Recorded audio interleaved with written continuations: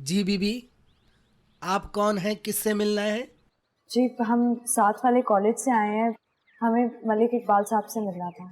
वो तो नहीं है, छोटे साहब हैं। आपको क्या काम है? हमें बस एक अहम बात करनी है। आप अंदर जाएं, ऑफिस में पूछ लें। अच्छा ठीक है, हम जा सकते हैं? या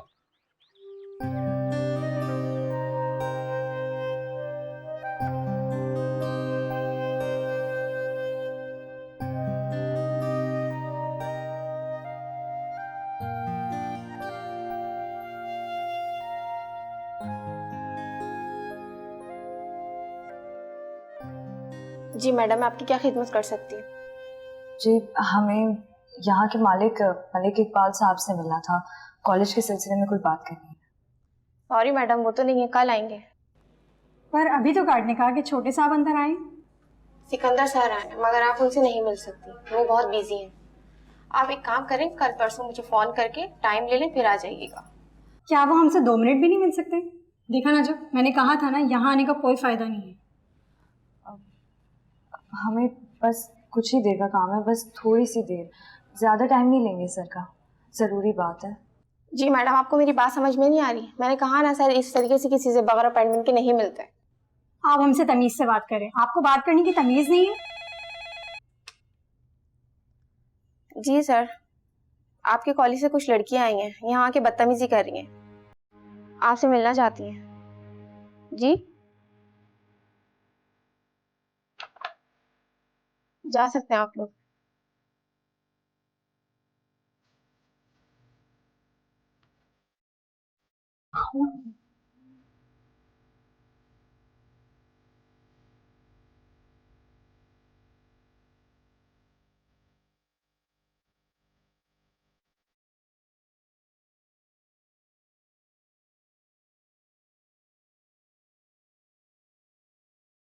अरीशे, इससे ऊपर वाला कमरा होगा या ये वाला? बताया ही नहीं था तो।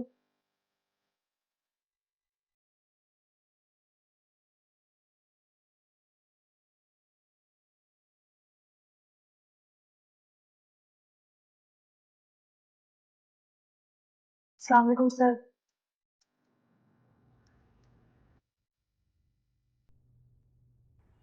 सर मैं साथ वाले कॉलेज से आई थी, आपसे एक बात पूछनी थी। आपका कमरा काफी बड़ा और रोशन है, लेकिन जी कुछ कहा? सर बस आपके 10 मिनट आपकी तरफ से नेकी होंगे। बैठिए।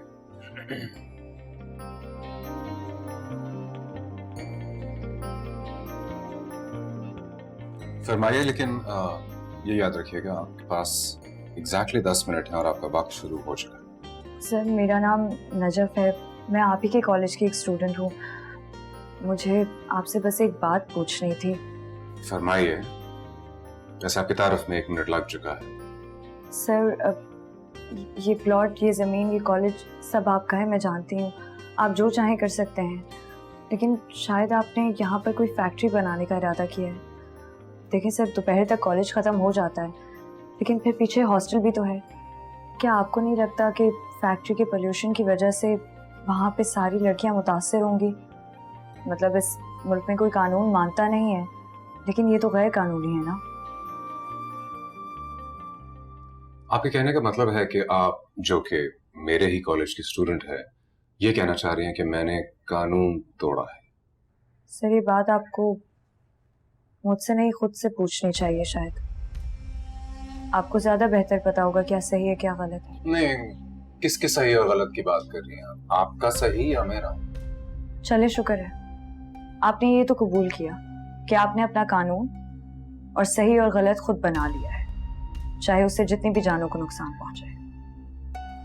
ठीक है, जा सकती हैं। आप काफी अच्छे बिजनेसमैन हैं सर। अपनी दी हुई चीज में फायदा ढूंढ लिया। आपने मुझे 10 मिनट दिए, जिसमें से आप मेरे 4 मिनट वापस ले रहे हैं। ठीक है, ले लीजिए अपने 4 मिनट। वैसे भी हम डोनेशन देकर वापस नहीं लेते। कहिए जो कहना है। मैं बस 1 मिनट में अपनी बात खत्म करके यहाँ से चली जाऊंगी। मैं बहुत उम्मीद लेकर आई थी यहाँ पर कि आप बहुत बड़े आदमी हैं, लेकिन ना उम्मीद होकर यहाँ से जा रही हूँ, क्योंकि जिस इंसान के फैसले से दूसरे इंसानों की जान को नुकसान पहुंचे वो बड़ा नहीं होता। ठीक है, मैं बड़ा आदमी नहीं। और कुछ? और ये कि आपके पास नेकी करने के लिए 1 मिनट था जो आप जाया कर चुके हैं। अपने कमरे में रोशनी करने के बजाय उसे खुद के अंदर तलाश कीजिए, शायद आपका अंधेरा थोड़ा खत्म हो जाए।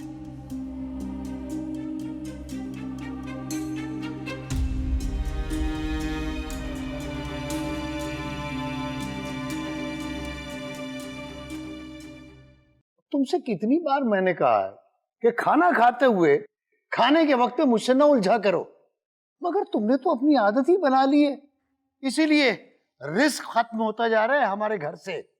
अगर ऐसा होता ना तो आज आपकी नौकरी इतनी बड़ी जगह ना होती। अरे ये मेरी ही दुआओं का नतीजा है कि आज आप सऊदी अरब जैसी जगह जा रहे हैं। अच्छा बस रहने दो, हर अच्छी चीज तुम्हारी दुआओं की वजह से नहीं होती। हाँ तो और किसकी होती है? आपकी उस लाडली नजफ की। क्यों, वो तुम्हारी बेटी नहीं है? तुमने तो जो करना है वो जरूर करोगी। शादी के इतने बरसों बाद भी तुम्हें किसी बात के लिए मेरी इजाजत की जरूरत नहीं होती, लेकिन तुम्हारी हर शर्त पूरी नहीं हो सकती। ये मेरी शर्त नहीं है, मजबूरी है। अरे 3-3 बच्चों को लेकर बगैर मर्द के सहारे अकेले घर में कैसे रहूंगी? आप समझते क्यों नहीं है? क्योंकि तुम समझ रही हो कि हमारे पास और कोई रास्ता नहीं है। तुमने तो जिद पकड़ रखी है अपने भाई के घर जाने की, और तुम अच्छी तरह जानती हो कि नजफ वहां नहीं जा सकती। हाँ तो अगर वहां नहीं रह सकती तो कोई और ठिकाना क्यों नहीं ढूंढ लेते उसका? ये घर है ना उसका ठिकाना। शादी के बाद जो हम इतने बरसों से यहाँ रह रहे हैं इकट्ठे, तो मेरे जाने के बाद क्यों नहीं रह सकते? अब तुम नजफ को अपनी बेटी समझो या ना समझो, मगर वो तुम्हें अपनी माँ समझती है। अच्छा, तो अब आपके कहने का ये मतलब है कि मैंने नजफ को अपनी बेटी समझे बगैर ही उसकी तरबियत की है? ये मेरी तुम्हारी तो तुमने लगा रखी है। अगर तुम उसे अपनी बेटी समझती तो उसकी जिम्मेदारी उठाती, लेकिन मैंने तुमसे कुछ ज्यादा ही उम्मीदें लगा रखी हैं। पानी को खून समझ लेने से उसका वजन नहीं बढ़ जाता। वो तुम्हारे लिए सोतेली है और सोतेली रहेगी। आपको जो समझना है समझे। अरे आपकी लाडली बेटी है, रहती रहे महारानी बनकर इस घर में। मैं तो ये सोच रहा हूं कि सारे मसाइल मेरे सऊदी अरब जाने की वजह से पैदा हो रहे हैं, तो बेहतर है कि मैं ना ही जाऊं। अभी तक ये हाल है तो मैं इस दुनिया से ही चला गया तो पता नहीं तुम क्या सुलूक करोगी उस बेचारी के साथ।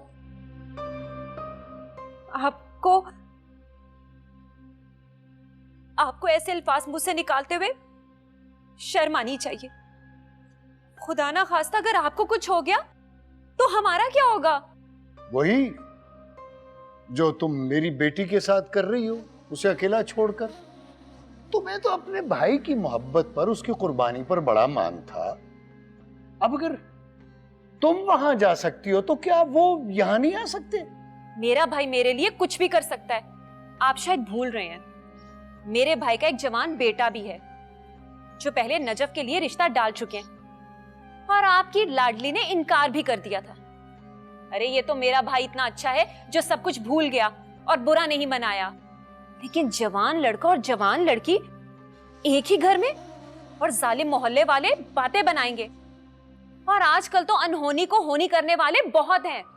ये तो क्योंकि तुम उसे बोझ समझ रही हो, इसलिए बोझ को सर से उतारने के लिए सब बहाने हैं, वरना मुझे तो उसके वहां रहने पे कोई एतराज नहीं है। जवान लड़की बोझ ही होती है। उठाने वाला अगर सगा हो तो सवाल नहीं करते, और यही अगर सौतेला हो ना तो 100 तरह के सवाल करते और 50 उंगलियां उठती हैं। और साफ बात है कि ये सब बर्दाश्त करने के लिए ना तो मेरे दिल में इतनी ताकत है और ना ही आसाब में। तो छोड़ दो ना तुम, वो तुम्हारी जिम्मेदारी नहीं है, मेरी है। मैं संभाल लूंगा उसको। हाँ, तुम फिक्र ना करो। और हाँ, कल मैं जा रहा हूं कराची, शाम तक आ जाऊंगा। मेरे जाने के बाद जरा अपने गुस्से को काबू में रखना। और नजफ? कहा ना कि मैं उसका बंदोबस्त कर लूंगा, तुम्हें फिक्र करने की जरूरत नहीं है। मैं उसका बाप हूं, वो मेरी जिम्मेदारी है, तुम्हारी नहीं।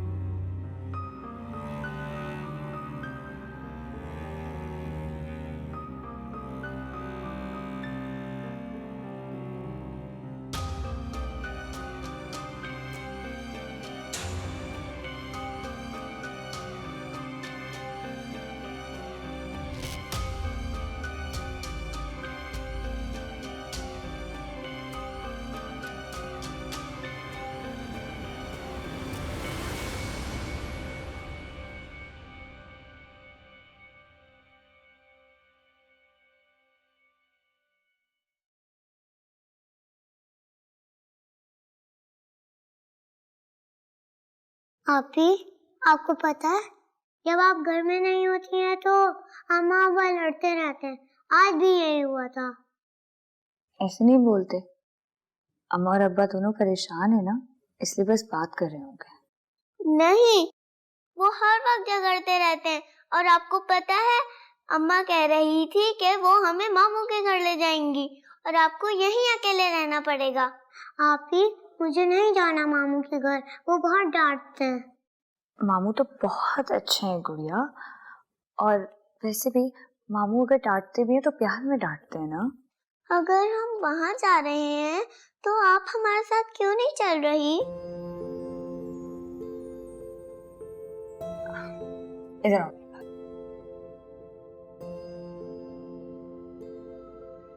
और आप भी आओ। देखो, मैं मामू के घर नहीं जा सकती और ये बात मैं आप दोनों को नहीं समझा सकती, लेकिन अब आप दोनों ने पढ़ाई करनी है और अपना होमवर्क कंप्लीट करना है, ठीक है? और अगर इस बार आप लोगों की फर्स्ट पोजीशन नहीं आई ना तो मैं आप लोगों से बात नहीं करूंगी। आपी, आपको तो पता है मैं आपकी तरह हूँ, हमेशा फर्स्ट आती हूँ। हाँ,